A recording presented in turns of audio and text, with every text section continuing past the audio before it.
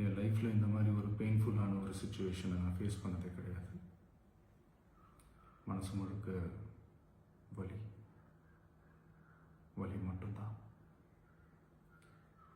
இந்த சுற்றுப்பயணத்தில் என்னென்ன மக்கள் பார்க்க வராங்க, அதுக்கு ஒரே ஒரு காரணம் தான், அவங்க என் மேலே வச்சிருக்கிற அன்பும் பாசம்.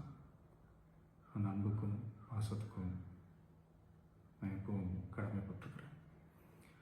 அதனால தான் இந்த சுற்றுப்பயணத்தில் மற்ற எல்லா விஷயங்களையும் தாண்டி மக்களுடைய சேஃப்டி, அதில் எந்த காம்ப்ரமைஸும் பண்ணிடக்கூடாதுன்றதுக்காக தான் அது என் மனசில் ரொம்ப ஆழமாக இருக்கும் அந்த எண்ணம். அதனால தான் இந்த அரசியல் காரணங்கள் எல்லாத்தையும் தவிர்த்துட்டு ஒதுக்கி வச்சுட்டு மக்களுடைய சேஃப்டி மட்டும் மைண்டில் வச்சுக்கிட்டு அதுக்கான இடங்களை சூஸ் பண்ணுறது, அதுக்கான இடங்களை பார்த்து பெர்மிஷன் கேட்குறது, போலீஸ் டிபார்ட்மெண்ட்டில் அதை ரிக்வெஸ்ட் பண்ணி கேட்போம்.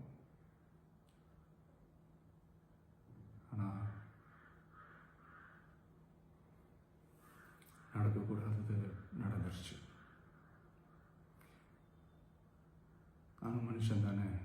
அந்த நேரத்தில் அத்தனை பேர் பாதிக்கப்பட்டு இருக்கும்போது எப்படி அந்த ஊரை விட்டுட்டு என்னால் கிளம்பி வர முடியும்? நான் திரும்ப அங்கே போகணும்னு இருந்துச்சுன்னா அதை ஒரு காரணம் காட்டி அங்கே வேறு சில பதட்டமான சுச்சுவேஷன்ஸ், வேறு சில அசம்பாவிதங்கள், அந்த மாதிரி எதுவும் நடந்துடக்கூடாதுன்றதுக்காக தான் நான் அவாய்ட் பண்ணேன். இந்த நேரத்தில் சொந்தங்களை இழந்து தவிக்கிற அத்தனை குடும்பங்களுக்கும் என்னுடைய ஆழ்ந்த இரங்கலை தெரிவிச்சுக்கிறேன். எனக்கு தெரியும், என்ன சொன்னாலும் இது ஈடையாகாதுன்னு எனக்கு தெரியும். ஹாஸ்பிட்டலில் ட்ரீட் பண்ணிகிட்ருக்கிற எல்லாருமே சீக்கிரமாக க்யூர் ஆகி வரணுன்றதை இந்த நேரத்தில் நான் வேண்டிக்கிறேன். கூடிய சீக்கிரமே உங்கள் எல்லாரையும் நான் சந்திக்கிறேன். இந்த நேரத்தில் எங்களுடைய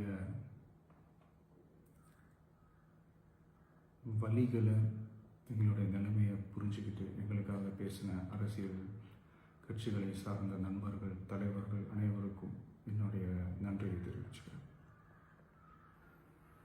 கிட்டத்தட்ட ஒரு 5 மாவட்டத்துக்கு பிரச்சாரத்துக்கு போனோம்.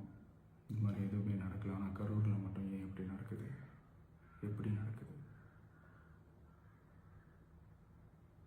மக்களுக்கு எல்லா உண்மையும் தெரியும். மக்கள் எல்லாத்தையும் பார்த்துக்கிட்டு இருக்கிறாங்க. கரூரை சேர்ந்த அந்த மக்கள் அந்த உண்மையெல்லாம் வெளியில் சொல்லும்போது எனக்கு கடவுளே நேரில் வந்து இறங்கி அந்த உண்மைகள்லாம் சொல்கிற மாதிரி எனக்கு தோணுச்சு. சீக்கிரமே எல்லா உண்மைகளும் வெளியில் வரும்.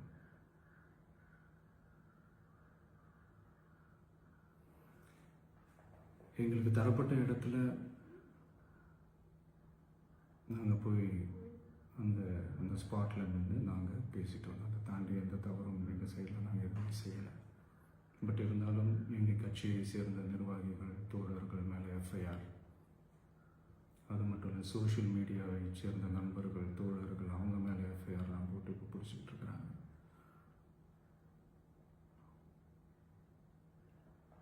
சிஎம் சார்,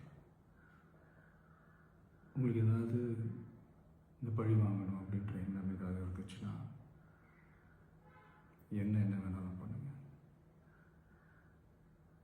அவங்க மேலே கை வைக்காதீங்க. நான் ஒன்று வீட்டில் இருப்பேன், இல்லை நான் ஆஃபீஸில் இருப்பேன். என்ன வேணாலும் செய்யுங்க. நண்பர்களே, தோழர்களே,